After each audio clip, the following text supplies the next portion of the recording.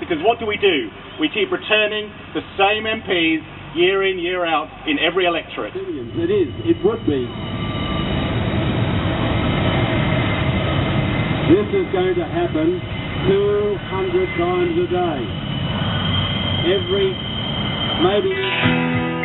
Mad world. Every day. 44 trains a day. 44 of those going through our suburbs. 'Cause our name is our virtue, but I won't stand up. Don't give up the fight. Get up, stand up. I'm not here today to ask the ETTT Construction Authority if they know where the endangered local resident Beecroft powerful owl has gone.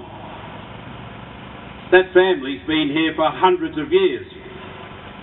Who cares about a bloody owl? I do.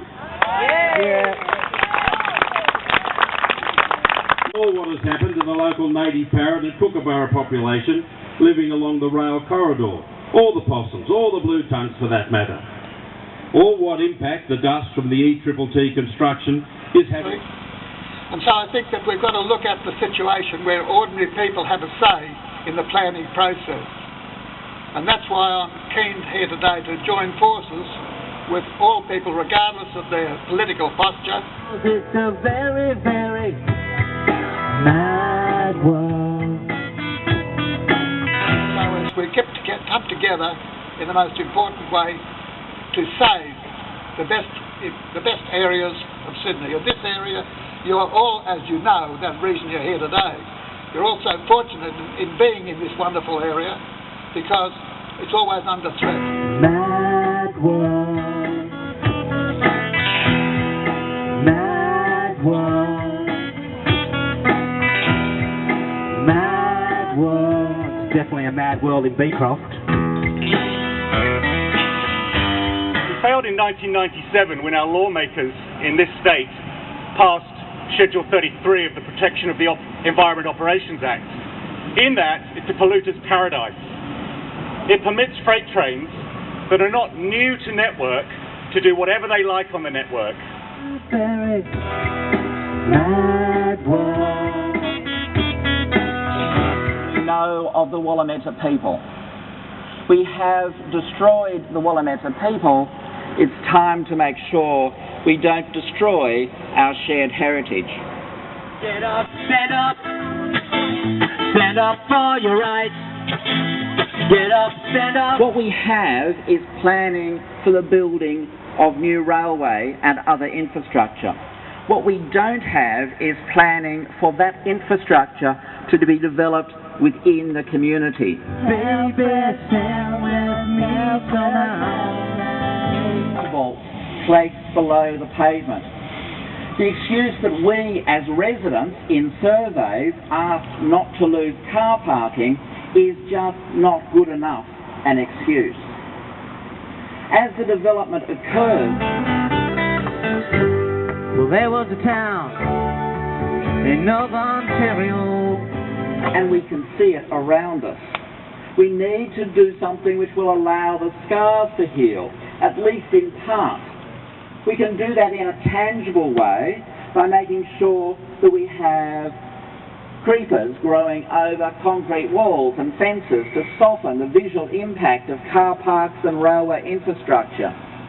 The excuse put forward by Transport New South Wales that we're not against development as such, but we believe that development should be carried out in a responsible, sensitive, accountable, transparent and sustainable manner. To no consequence. Has the government really consulted and been sensitive to your community's concerns? This government has opened up our no-take sanctuary zones for fishing. Our national parks are being commercialised. Get up, stand up. Stand up for your rights. Vegetation regulations weakened. Our forests being destroyed for fossil fuel mining. And as Kim mentioned, ecologically sustainable development principles are being gutted. They build us one more railway track from Epping to Thornley and all the way back. The Greens, as you all know, have a very strong commitment to environmental protection, grassroots democracy, and public participation in decision making. We also have a very clear position on how transport should be delivered in this country. Sure, there's no need to compromise. Community impacts of the construction of this line. And that does include removal of endangered ecological communities, cutting down of the bunya pines, destruction of our habitat, and pollution from coal dust, diesel fumes, and the noise that the community will have to bear. And I have consistently questioned the Minister for Transport about... The government will have to address this. It will have to address the wheel squeal, the increased noise disruption to your lives that will come from the Epping to Thornley third track. Of native bush that are left. I don't accept that, and I never will. No more, it cannot. On Transport Minister Gladys Berejiklian, on the Environment Minister Robin Parker, on the Premier Mr O'Farrell, we'll have to put the pressure on them. You, your community groups, people like Maureen and myself in the upper house, where the non-government parties can mount a bit of a challenge to the tyranny of government. What has happened to the native... I really didn't ever anticipate today. Don't get me wrong. I fully understand, unlike the ETTT authority, that the loss of trees and greenness is impacting very adversely on everyone here, man, woman and child. Deakin University last week has just released research results on how... last but not least, our very own Graham Ross, well-known TV identity and garden guru. So, thank you. We mustn't let them water down our resolve. But first, before I look to the future, I feel compelled to address one major issue.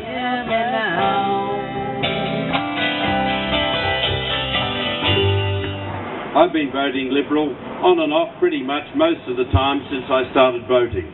At 8:53, the Premier faxed me this letter. I feel a bit like Chamberlain getting off the plane having met Hitler. Howard. He went on to become Prime Minister. I've also assisted Malcolm Fraser during his Prime Ministry, our local federal member Philip Ruddock.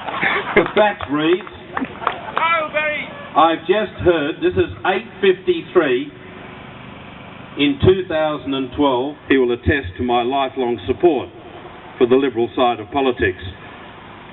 But this is not to say I didn't have friends in other quarters. Green Senator Kerry Nettle was a good mate. December.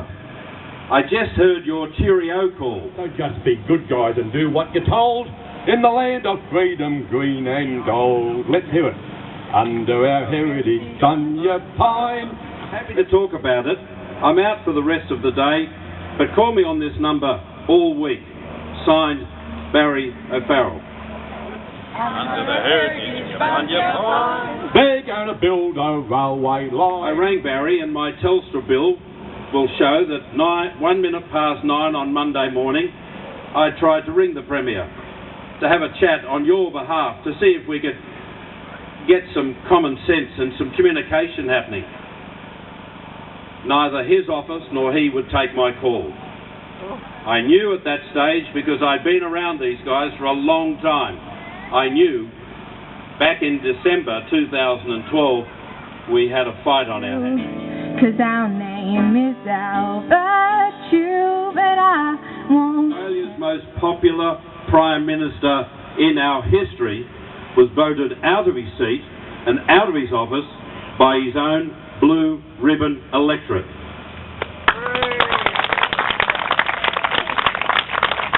Like the ETTT has done, you weaken the remainder.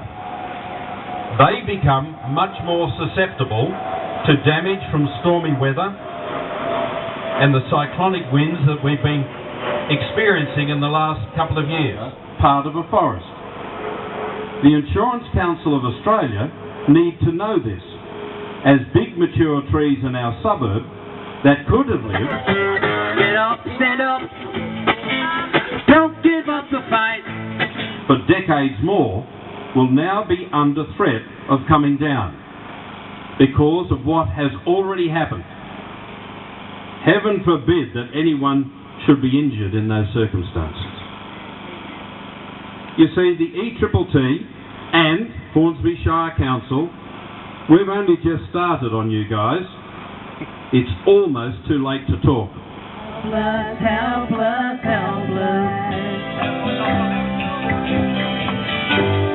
Baby, can you hear me now? And I must at this point pay respect to the huge effort that the Beecroft Cheltenham Civic Trust has put in over many decades, but often totally ignored by Council and the ETTT to their loss.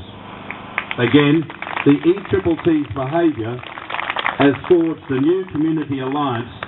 I find it hard to tell you, I find it hard to tell. It is a very rare and precious forest that we have. This unique soil with the tall blue gum high forest is less than 1 kilometre wide and no more than 3 kilometres long. Very mad world. Beecroft last week, I was in Melbourne, but my heart sank. I knew the tree was going, as so many of you have said earlier. The hoop pine and the bunyas, well over 100 years old. I was feeling like my day had just begun. But they're not endemic. They're not endemic to Beecroft, but they are part of our identity. They're part of this little park, but more than that, they're part of our community. They're part of our identity. I think we could create a memorial avenue of iconic proportions right along the more visible parts of the ETTT and wherever space is available. Yes, the existing row of araucarias here in the station park, we could add maybe a Norfolk pine.